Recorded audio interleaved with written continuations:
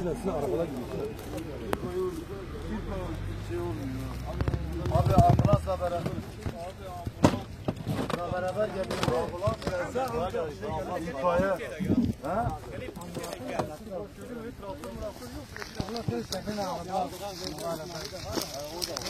İtfaiye gelse onlar daha çekilip geliyor. Adamın durumu yok. Adam iyidir.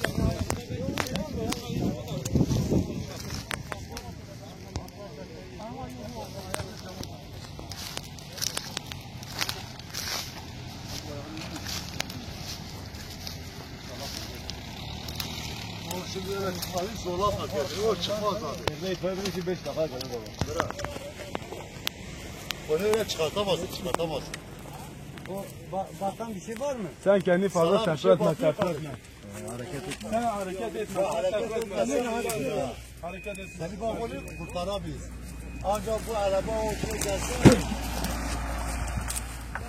kaldırsa olur.